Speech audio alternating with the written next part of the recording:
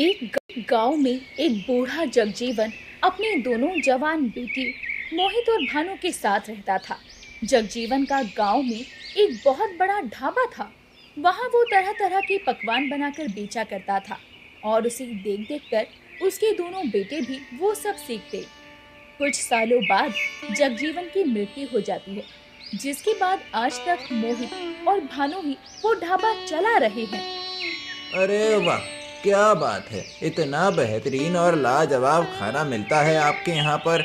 सच में आप दोनों बिल्कुल अपने पिता जगजीवन काका की तरह ही खाना बनाते हो। मुझे ये देखकर बहुत खुशी हो रही है। धन्यवाद भाई साहब, धन्यवाद भाई साहब। मोहित और भानु दोनों एक साथ काम करते हैं, लेकिन भानु को सब कुछ अकेले के नाम पर चाहिए होता है। जहाँ मोहित का मन एकदम पानी की तरह साफ होता है, वहीं भानु के मन में बहुत मैल और जलन होती है।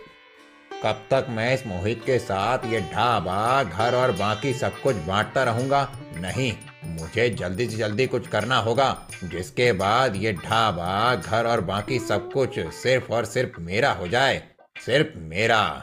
लेकिन ऐसा क्या करूं मैं? ये सब संभव कैसे हो पाएगा? भानु अब मोहित को हटाने के लिए योजना बनाने लगता है और एक दिन वो मोहित के बनाए हुए खाने में कंकड़ मिला देता है और ग्राहक वो डिश खाकर बीमार पड़ जाता है। जिसके बाद उस ग्राहक की बीवी आकर मोहित को खूब मारती है। ये ले, ये भी ले, तेरी वजह से मेरे पति का ये हाल हुआ है। तेरी तो ऐसी की तैसी, ये ले। लेकिन बहन जी, मेरी तो कोई गलती नहीं है। मैंने तो खाना सही से बनाया था। उल्टा मैं तो खाने को कई बार देख परख के परोसता हूँ। मेरा विश्वास कीजिए। भानु भैया, आप बताइए ना इन्हें।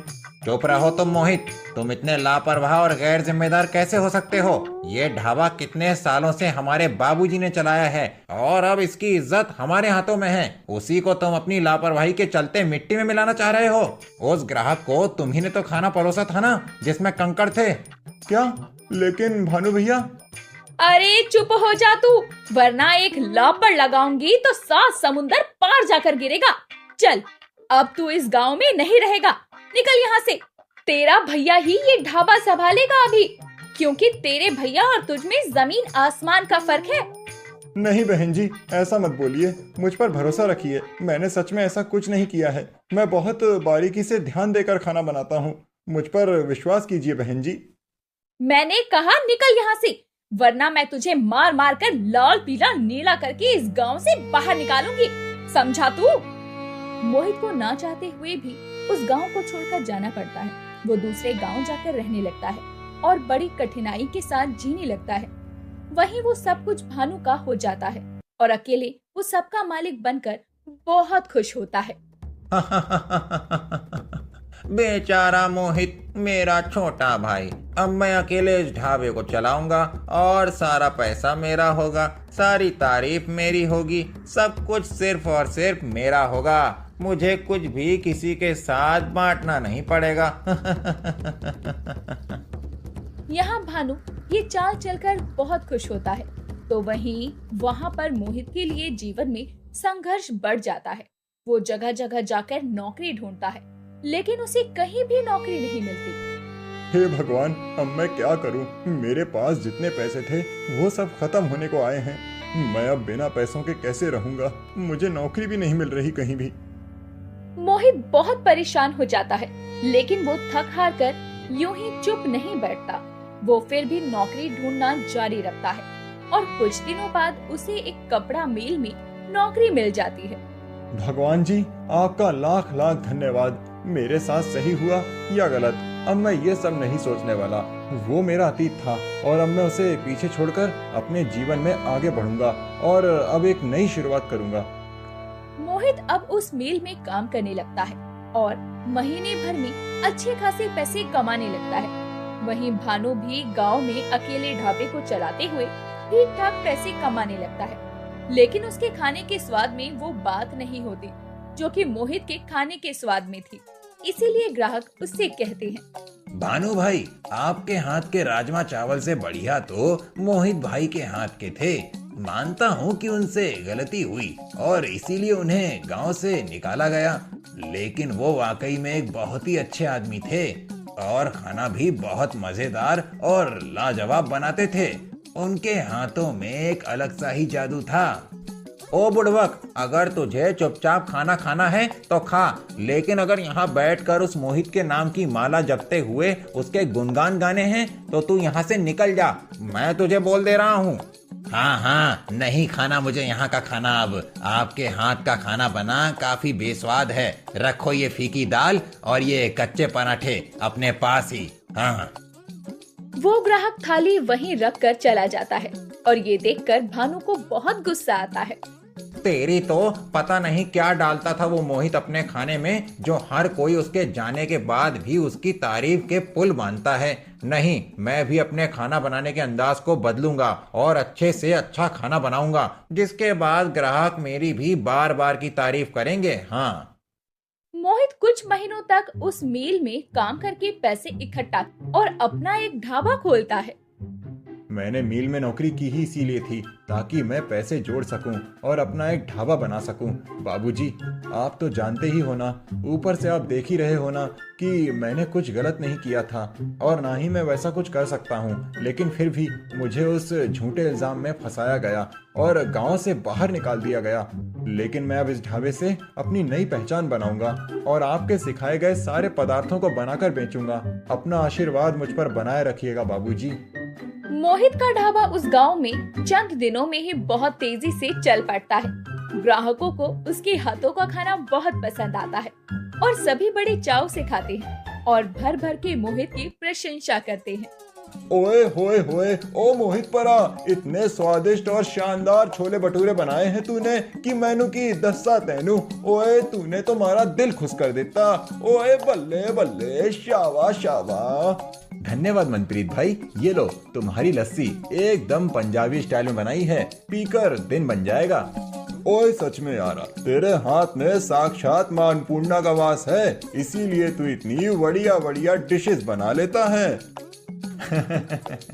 हाँ मनप्रीत भाई, शायद मुझे भी यही लगता है। सारी की सारी मां अन्नपूर्णा मैया की ही कृपा दृष्टि है। मोहित का ढाबा उस गांव में बहुत प्रसिद्ध हो जाता है और अब उसके ढाबे पर दिन रात ग्राहकों की भीड़ जमी हुई रहने लगती है। एक दिन भानु उस गांव में कुछ सामान खरीदने जाता है।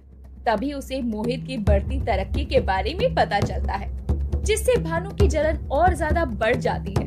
ये कैसे हो सकता है? ये मोहित, ये इस गांव में आकर इसने अपना ढाबा खोल लिया। इसकी तो किस्मत ही चमक गई और वहाँ मैंने इसे धोखे से निकाला और मेरी किस्मत फूट गई।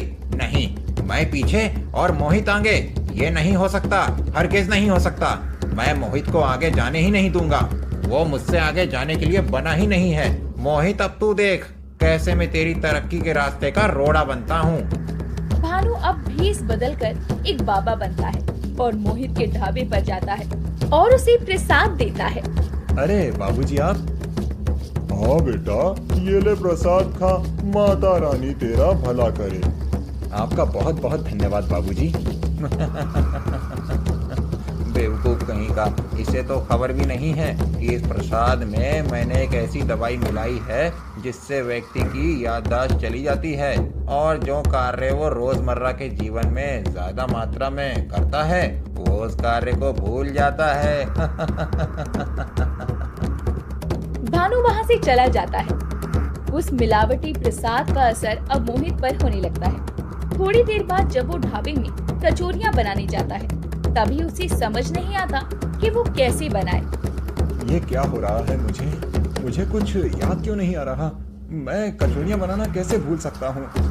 मेरे सर में अचानक ये दर्द क्यों हो रहा है? ये क्या हो रहा है मेरे साथ? मोहित धीरे धीरे अब सब कुछ भूलने लगता है और वो अब बहुत ज्यादा घबरा जाता है, क्योंकि उसे अब कुछ समझ में नहीं आता कि वो क्या और कैसे बनाए। इसीलिए अपने जीवन से थक हार कर वो उस गांव के तालाब के पास जाकर जान देने जाता है। लेकिन तभी वहाँ तालाब में से जल देवता बाहर निकलते हैं और वो उसे रोकते हैं। रुक जाओ, आप कौन हो और इस तालाब में से कैसे बाहर निकले आप? मैं जल देवता हूँ और मैं तुम्हारे साथ ये गलत होने नहीं दे सकता, क्योंकि मैं जानता हूँ कि तुम कितने अच्छे इंसान हो और इस दुनिया में तुम जैसे इंसानों की बहुत ज्यादा जरूरत है। इसीलिए तुम इतनी जल्दी नहीं मर सकते हो। लेकिन जल देवता, मैं क्या करूं? जीकर कोई फायदा नहीं मेरा। मुझे कुछ याद नहीं है, मैं सब भूल चुका हूं जल देवता। मुझे सब बनाना आता था, लेकिन अब मैं कुछ नहीं बना पाता। मैं ऐसे कैसे जी सकता हूं? खाना नहीं बनाऊंगा तो ढाबा कैसे चलेगा? तुम्हें उसकी चिंता करने की कोई जरूरत नहीं है। ये लो, ये एक जादुई गरम मसाला है। इसे जब जब बर्तन में मिलाओगे और जिस पदार्थ का नाम लोगे, तब तब उस बर्तन में वो पदार्थ अपने आप तैयार हो जाएगा। क्या? सच में? हाँ, इसी के साथ मैं तुम्हें जादुई वरदान भी दे रहा हूँ, जिससे तुम्हें सब याद आ जाएगा। याद आने के बाद भी तुम जादुई गरम मसाले का इस्तेमाल करके अपने काम को आसानी से कर सकोगे और पैसे कमाकर ऐश और आराम से जी पाओगे। मोहित जल देवता द्वारा दिए गए उस जादुई गरम मसाले का इस्तेमाल करके अब ढाबे में खाना बेचने लगता है और फिर से उसकी खूब तरक्की होने लगती है। जब ये बात भानु को पता चलती है, तभी भानु फिर से मोहित के ढाबे में बाधा डालने आता है, लेकिन तभी मोहित उसे रंगे हाथों पकड़ लेता है। भैया, आपसे ये उम्मीद नहीं की थी मैंने कि आप ही मेरा बुरा चाहोगे। मुझे सब पता चल गया है। मेरे पास जादुई वरदान है, उससे सब कुछ याद आ चुका है मुझे, और मैं अब समझ भी चुका हूँ कि आपने ही शुरुआत से लेकर अभी तक मेरे साथ गलत किया है। क्या? ना, नहीं मोहित, ऐसा कुछ नहीं है। ऐसा ही है भैया, और मैं अब आपको सजा दिलाकर रहूंगा। मोहित भानु को पकड़कर रखता है और थोड़ी देर में वहाँ पुलिस आ जाती है, जो भानु को गिरफ्तार करके ले जाती है। और फिर मोहित जादुई गरम मसाले के जरिए आराम से खाना तैयार करके लोगों को देता है और खूब नाम और पैसा कमा। एक गांव में दीपक नामक एक गरीब आदमी अपनी मोटी बीवी मोहिनी के साथ रहता था। मोहिनी एक अमीर घराने से थी, इसीलिए वो दिन रात हर घंटे कुछ ना कुछ खाती ही रहती थी। एक दिन की बात है। आ गए आप? कैसा रहा आज का दिन? अच्छा था मोहिनी, मील में आग लगते लगते रह गई। भगवान का लाख लाख शुक्र है। अच्छा, ऐसी बात है क्या? चलो अच्छा है, आप जिंदा और सही सलामत होकर घर लौटे हो, वरना अभी इसी समय मुझे छोले समोसे और मटर की कचौरियाँ कौन ला कर देता। क्या?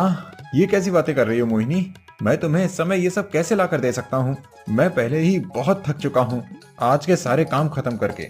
अरे जाओ जी, आप तो मुझसे अभी प्यार ही नहीं करते हो। आपको तो मेरे मन की कुछ पड़ी ही नहीं है। लानत है आप पर। एक पति होने के नाते आप मेरी पसंदीदा खाने की चीज भी नहीं लेकर आते हो। अरे नौलखा हार या हीरे की अंगूठी थोड़ी मांगी है मैंने, केवल खाने के लिए ही तो मांगा है। हे भगवान, ठीक है लाता हूँ। पति घर पर आया है तो पहले उसका पेट भरा है या नहीं वो नहीं पूछेगी मेरी लुगाई, लेकिन पहले अपने पेट का इंतजाम करेगी। कैसा नसीब है मेरा।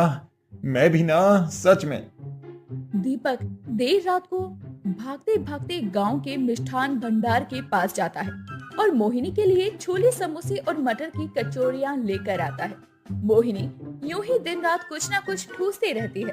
उसका मुंह कभी रुकता ही नहीं है, जिस कारण वो हद से ज्यादा मोटी होने लगती है। मोहिनी, खाना दो। कहाँ है खाना? जी आप एक काम करिए, आज आप मंदिर में जाकर वहाँ का हलवा पूड़ी वाला प्रसाद हिला दीजिए मुझे, जो ब्राह्मण जी गरीबों में बांटते हैं ना, वो वाला। लेकिन क्यों मोहिनी, इतने भी बुरे दिन नहीं आए हमारे। वो दरअसल जी वो सारा खाना खत्म हो चुका है। क्या? ऐसे कैसे खत्म हो गया? आज तो तुमने बहुत सारा खाना बनाया था मोहिनी। कोई मेहमान आया था क्या घर पर? उस कारण खत्म हो गया क्या? नहीं, वो मैंने ही सारा खाना खा लिया। क्या? जी देखिए, हजम भी हो गया, मुझसे रहा ही नहीं गया और मैंने सारा खाना खा लिया। हे भगवान, अरे तुम मिट्टी से बनी हो क्या मोहिनी? ऐसा भी कोई करता है क्या? कम से कम 4 निवाले तो बचा लेती मेरे लिए। इतनी भुक्कड़ कैसे हो सकती हो तुम? जी मुझे माफ कर दीजिए ना, आइंदा से ऐसा नहीं करूंगी, आपकी सौ। बेचारे दीपक को उस दिन मंदिर में जाकर प्रसाद खाकर ही अपना पेट भरना पड़ता है। फिर एक दिन जब दीपक देर रात घर आता है, तभी वो देखता है कि मोहिनी अकेले ही खटिया पर पैर फैलाकर सो चुकी है और जोरों से खर्राटे मार रही है। हे भगवान, इस मोहिनी ने तो सच में एक प्रकार से मेरा जीना दुश्वार करके रख दिया है। अब मुझे नीचे सोना पड़ेगा। खाना खाकर मोटी होती जा रही है, खटिया भी कम पड़ने लगी है इसे तो अब। दीपक अब नीचे फर्श पर चटाई बिछाकर सो जाता है, लेकिन रात में अचानक से मोहिनी नींद में करवट बदलती है और धड़ाम से सीधे दीपक के ऊपर गिर पड़ती है, जिससे दीपक पापड़ की तरह जाता है और एकदम से मर गया रे, मर गया। उठो मोहिनी उठो, मैं सांस नहीं ले पा रहा हूँ। हाय राम, माफ कर दीजिए दीपक जी, माफ कर दीजिए मुझे। अरे आज तो तुम मेरी जान ही ले लेती मोहिनी। कितनी मोटी हो चुकी हो तुम मोहिनी। अभी कह रहा हूँ कि मान जाओ मेरी बात, ज्यादा मत खाया करो वरना एक दिन तुम्हारा पेट फट जाएगा। अरे चुप रहो आप, कुछ भी बकवास बकते रहते हो। मेरा मुंह है, मेरा पेट है। मैं चाहे ये खाऊं, वो खाऊं, थोड़ा खाऊं, ज्यादा खाऊं, ना खाऊं या कुछ भी खाऊं, आपको क्या? तुम्हारा मुंह लगना ही बेकार है। जाओ सो जाओ, मैं बाहर बरामदे में सोने जा रहा हूँ। जी लेकिन ना बाबा ना, मैं अपने मूल्यवान जीवन के साथ और कोई जोखिम नहीं उठा सकता मोहिनी। तुम्हारा भरोसा नहीं है, तुम किसी दिन मुझ पर गिरकर मुझे ही मार डालोगी। दीपक अपनी चटाई और रजाई लेकर बाहर बरामदे में सोने जाता है। फिर एक दिन जब दीपक सुबह का नाश्ता करके मील के लिए निकल रहा होता है, तभी मोहिनी उसे रोकती है। अरे दीपक जी रुक जाइए। क्या हुआ मोहिनी? यूं किसी जाते हुए व्यक्ति को पीछे से रोकते टोकते नहीं हैं। ये बात तुम्हें पता नहीं है क्या? हाँ, इतनी बेवकूफ और अकल की अंधी हो सकती हो तुम। दीपक जी, मुझे ये बात पता नहीं थी, लेकिन अब ध्यान में रखूंगी और आइंदा से आपको पीछे से बिल्कुल भी नहीं पुकारूंगी, वादा रहा। बोलो बोलो, क्या कहना चाहती हो तुम? जी वो मुझे ना आज बाजार में जाना है। वो मेला लगा है और मेले में सारे खाने के पदार्थ एकदम सस्ते में मिलते हैं। मैं आज सब कुछ खाकर आऊंगी, इसीलिए मुझे अपनी साइकिल पर मेले तक छोड़ दीजिए ना। और हाँ, थोड़े बहुत पैसे भी देते तो अच्छा होता। तुम नहीं सुधरने वाली मोहिनी, पकड़ो इन पैसों को। अरे वाह, आपका बहुत बहुत धन्यवाद। मैं आपके लिए भी मेले से थोड़े पकवान लेकर आऊंगी। फिर आप शाम को आओगे तो हम दोनों मिलकर फिर से उन पकवानों को खाएंगे। रहने दो। तुम मेरे लिए घर का खाना नहीं बचा पाती हो तो मेले से लाए हुए पकवान क्या खाक बचा पाओगी? नहीं जी, ऐसी बात नहीं है। छोड़ो ये सब, मुझे मील जाने के लिए देरी हो रही है। तुम्हें चौक तक छोड़ दूंगा, वहाँ से चली जाना। फिर थोड़ा चला भी करो, खाती हो और बस आराम करती हो। चलने से थोड़ी ही सही, लेकिन मोटी से पतली तो हो जाओगी। बदन देखा है तुम्हारा, गुब्बारे की तरह फूलता जा रहा है। ये अच्छी बात नहीं है मोहिनी। हाँ, अब आप भी शुरू मत हो जाइए, चलिए। मोहिनी दीपक की बातों को हल्की रहा हूँ। आज तुम्हारे कारण मुझे मील जाने के लिए देर हो गई। मेरे 1 घंटे के पैसे काट दिए जाएंगे अब। माफ कीजिएगा जी, अब मुझे क्या सपना आया था कि हम दोनों साइकिल से गिरने वाले हैं। मोहिनी, मेरी इस साइकिल के टायर तुम्हारे मोटापे के कारण ही तो टूटे हैं। तुम्हें पीछे बैठाकर साइकिल चलाना मतलब किसी भारी भरकम सामान को बैठाकर कहीं जाना। सच में मैं तो तुम्हें बार बार एक ही बात बोलकर परेशान हो चुका हूँ, लेकिन तुम्हें वो बात समझ नहीं आती। मोहिनी, ये सब तुम्हें अभी अच्छा लग रहा है, लेकिन मोटे शरीर के कारण आगे चलकर बहुत सी बीमारियां भी हो सकती हैं। इसलिए अभी भी देर नहीं हुई है। अपने खाने पीने पर संयम रख, नियमित रूप से खाओ और अपने बदन को मोटे से पतला करो। जी वो मुझसे नहीं हो सकता, क्योंकि खाना मेरी जान है, मेरे जीने की वजह है। अगर कोई मेरे सामने खाना और आप दोनों लाकर रख दे और पूछे कि तुम खाना चाहोगी या पति, तो मैं खाने को ही चुनूंगी। खाने की इतनी अहमियत है मेरे जीवन में, और अब मैं यहाँ और नहीं रुक सकती, क्योंकि मेरे मुंह में पानी नहीं, पानी की बाढ़ आ रही है, बाढ़। मैं अपने आप को रोक नहीं सकती मेले का खाना खाने के लिए। हाय, मैं तो आ रही हूँ मेरे प्यारे पदार्थों, आज तो तुम सब पर टूट पड़ूंगी। मोहिनी इतना कहकर वहां से चली जाती और दीपक अपना सर पकड़ लेता है। कुछ दिनों बाद अचानक से दीपक जिस मिल में काम करता है, वो मिल काफी नुकसान होने के कारण बंद पड़ जाती है और अब दीपक के पास कुछ काम नहीं होता। हाय राम, अब हम क्या करेंगे जी? अगर हमारे पास पैसे नहीं रहे तो हम खाएंगे क्या? इधर मेरी नौकरी जा चुकी है और तुम्हें अब भी बस खाने की ही पड़ी है, इंसान हो या शैतान। नहीं नहीं जी, मेरा वो मतलब नहीं था। जितनी भी जमा पूंजी थी मेरे पास सब तुम्हारे खाने में बर्बाद हो गई है। अब तो मेरे पास कुछ जमा किए हुए पैसे भी नहीं बचे हैं। दीपक अब नई नौकरी ढूंढने लगता है, लेकिन उसे कहीं भी नौकरी नहीं मिलती। वो अपने दोस्त से मिलता है और तभी यार केशव, तू जिस फैक्ट्री में काम करता है वहाँ पर मुझे छोटी मोटी नौकरी मिल सकती है क्या? देखना पड़ेगा, शायद से नहीं मिलेगी, क्योंकि हाल फिलहाल में ही तो नए लोगों की भर्ती हुई है, इसीलिए। दीपक अब बहुत ज्यादा चिंताग्रस्त हो जाता है। एक दिन जब मोहिनी गांव में यूं ही कहीं जा रही होती है, तभी उसकी नजर एक पोस्टर पर जाती है जिसमें लिखा होता है 5 मिनट में 500 गुलाब जामुन खाने पर आपको मिलेंगे पूरे 5 लाख रुपए। Food eating challenge. अरे वाह वाह वाह, ये तो काफी सुनहरा मौका लग रहा है। मैं इस फूड ईटिंग चैलेंज में भाग जरूर लूंगी। मोहिनी उस फूड ईटिंग चैलेंज में भाग लेकर 5 मिनट में 500 गुलाब जामुन खाकर 5 लाख रुपए का इनाम जीतती है। तो दोस्तों, सभी प्रतियोगियों को पछाड़ते हुए इस चैलेंज को पूरा किया है मोहिनी जी ने, और आपको मिलते हैं पूरे 5 लाख रुपए इनाम के तौर पर। धन्यवाद, आपका बहुत बहुत धन्यवाद। मोहिनी वो 5 लाख रुपए घर जाकर दीपक के हाथ में थमाती है। अरे मुझे माफ कर दीजिए, मैं हर बार आपसे माफी मांगती हूँ जी, लेकिन आज सच में दिल से माफी मांग रही हूँ। मैंने हमेशा से आपको परेशान किया है अपने मोटापे के कारण, लेकिन आप सही कहते हो, मोटे शरीर से जीवन में आगे जाकर बीमारियां हो सकती है। इसलिए मैं अब नियमित रूप से ही खाना खाऊंगी, और ये 5 लाख रुपए जो मैंने चैलेंज में जीते हैं, इनसे अब हम दोनों एक नया व्यापार शुरू करेंगे और आगे बढ़ाएंगे। मोहिनी, तुम सोच भी नहीं सकती कि आज मैं कितना खुश हूँ। तुम में आए इस परिवर्तन को देखकर मुझे तुम पर गर्व हो रहा है। धन्यवाद मोहिनी। मोहिनी और दीपक दोनों अब नया व्यापार शुरू करते हैं और जीवन में भरपूर तरक्की करते हैं, और साथ ही नियमित रूप से खाना खाकर मोहिनी अपने मोटापे को भी कम करती है। इस प्रकार दोनों मियाँ बीवी हंसी खुशी एक साथ रहते हैं।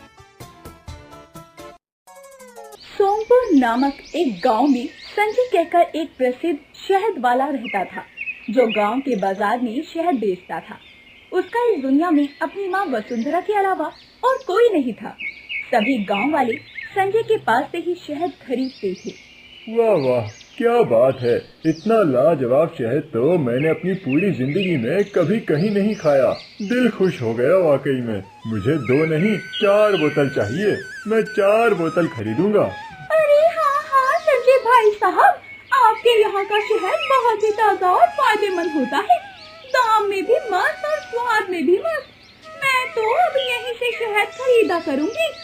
मुझे 3 बोतल दीजिए। जी भाई साहब जी, जी बहन जी, आप दोनों का बहुत बहुत धन्यवाद। मैं अभी आपको शहद देता हूँ। संजय की माँ को अपने बेटे की बढ़ती तरक्की देखकर खुशी होती है। एक दिन वसुंधरा उसके लिए उसकी पसंद की खीर बनाती है। ये ले मुन्ना, तेरी पसंद की खीर बनाई है आज मैंने। अरे वाह माँ, मेरे लिए खीर? आज कोई तीज त्योहार है क्या? नहीं मुन्ना, अब तू दिन रात इतनी मेहनत करता है और इतनी तरक्की कर रहा है, इसीलिए तेरे लिए मैंने तेरी पसंद की ये खीर बनाई है। तुझे और तेरे काम को किसी की नजर ना लगे। धूप। संजय कहता है, आपका बहुत बहुत धन्यवाद माँ। मैं खुश नसीब हूँ जो मुझे आप जैसी माँ मिली। और कहता है, आप मेरी खुशी का कितना ख्याल रखती हो, और आज मैं सफल हूँ तो ये सब आपके कारण ही हो पाया है। और उसकी माँ कहती है, तेरी मेहनत और उसका भी असर है ना। संजय कहता है, वो तो है ही, लेकिन ये सब माँ की वजह से हो पाया है। उसकी माँ कहती है, ये बात तो तूने बिल्कुल सही कही मुन्ना। संजय हर सुबह जाकर पेड़ के नीचे आग जलाता है और मधुमक्खी के छत्ते से शहद निकालता है और बाजार में बेचने जाता है। एक दिन वो किसी काम के चलते शहर जाता है। तभी वहाँ पर वो देखता है कि शहर में लोग मिलावट करके शहद बेच रहे हैं, और ये देखकर उसे भी मिलावट करने का ख्याल आता है और उसके मन में भी लालच जाग उठता है। ये सारे शहरी शहद वाले गुड़ और आर्टिफिशियल स्वीटनर मिलाकर शहद बना रहे हैं, और एक मैं हूँ जो ईमानदारी के चक्कर में ज्यादा निवेश और ज्यादा मेहनत करके थोड़े ही पैसे कमा पाता हूँ। नहीं, अब बस बहुत हुआ। अब मैं भी मिलावट करके शहद बेचूंगा और कम मेहनत और कम निवेश में ज्यादा पैसे कमाऊंगा। हाँ, ये सही रहेगा।